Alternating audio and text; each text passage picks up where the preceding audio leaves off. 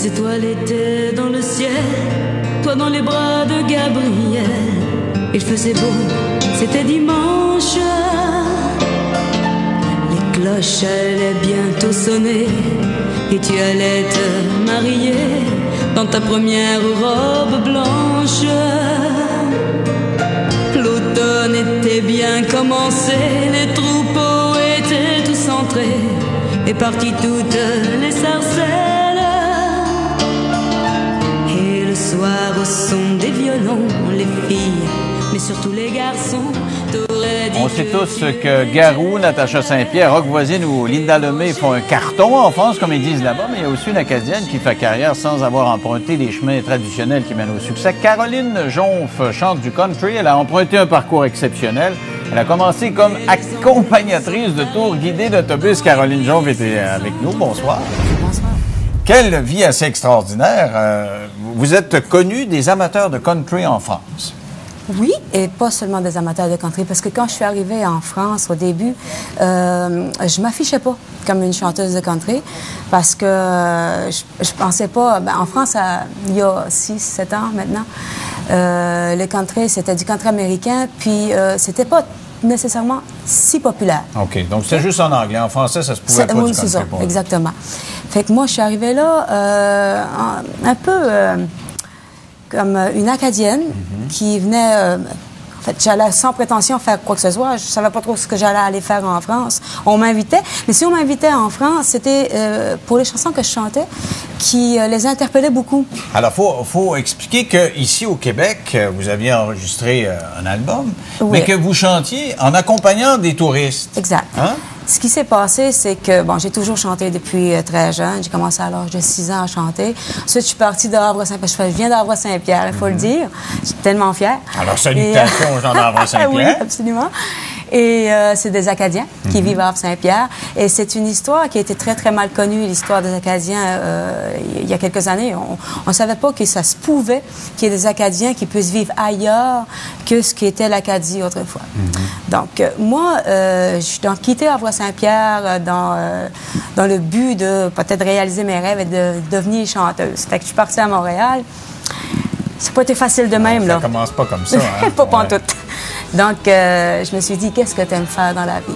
Chanter et voyager, c'était vraiment des passions. Je suis allée étudier pour devenir guide. Ce qui s'est passé, c'est que je suis devenue guide sur l'Amérique du Nord. J'ai donc reçu comme ça beaucoup, beaucoup de Français. Je dirais même, jusqu'à des milliers de Français. Ouais.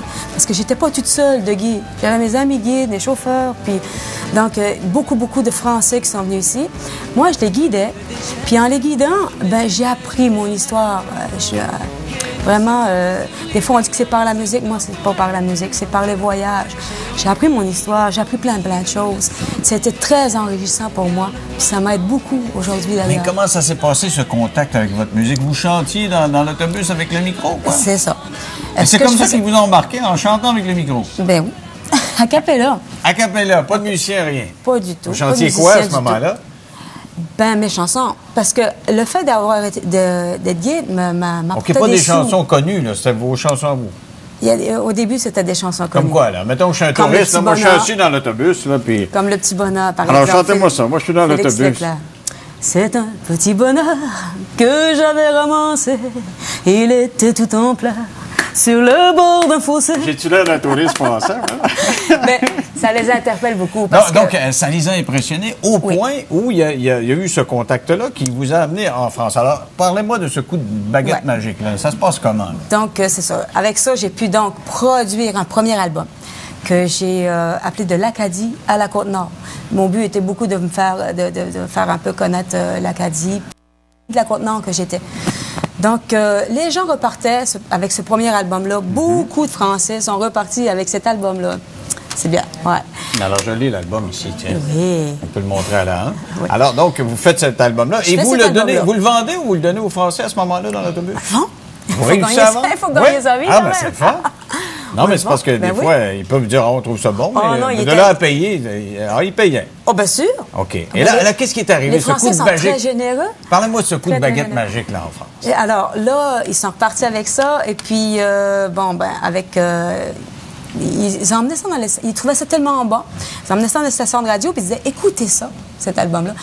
Et ça s'est mis à tourner dans certaines stations. Puis il y a une station en Normandie où la chanson La Côte-Nord est devenue numéro 1. Un gros hit. Ah oui, numéro 1 sur une station de Normandie à Coutances. Fait que le directeur de la station de radio, qui s'appelle Pascal Eperchois, me téléphone, puis il me dit, écoute, il veut prendre des nouvelles du Québec. Il dit, écoute, ta chanson La Côte-Nord, ça tourne. Moi, je croyais pas ça, là, regarde. Ça doit tourner, mais quoi? Tu sais, je suis au Québec, moi, je sais pas ce qui se passe là. Alors, il me dit, est-ce que tu me permets de te présenter comme découverte? Parce que à chaque année, il y a un rassemblement des stations de radio leaders dans une région de la France. Puis cette année-là, il faisait un concours. Puis chaque station devait présenter une découverte, un coup de cœur. Puis Pascal, il me dit, je te présente, OK? Je n'ai pas de problème, présente-moi. Mais 2 mois après, il me téléphone puis il me dit, tu es en nomination, tu as été choisi. Puis, veux-tu venir à Béziers? Oh! Bon, parce que c'est là que se tenait le congrès, le salon. Fait que là, j'ai dit, mon Dieu, qu'est-ce que je vais aller faire là? Ben, je sais pas, mais en tout cas, tu vas avoir la chance de chanter devant tous les directeurs de stations de radio. Déjà là, c'est déjà pas pire, hein? Donc, j'ai dit, écoute, ça me fera un petit voyage en France, là. C'est pas plus compliqué que ça. Alors, je me suis rendue. Et il y avait 5 nominés. Et puis, j'ai fait participer. Puis, dans les 5 nominés, c'est moi qui est ressorti du lot. Je sais pas. Les Québécois sont terriblement appréciés en France. Je sais pas si c'est un genre de petit charme qu'on aurait qui les chante tout de suite automatiquement. Ils étaient tous après moi. Moi, je regarde puis je comprends beaucoup d'avoir été charmé. Beaucoup, beaucoup. Bon. Il dit, je suis têteux, lui. Là, ben non, c'est une belle madame. Mademoiselle.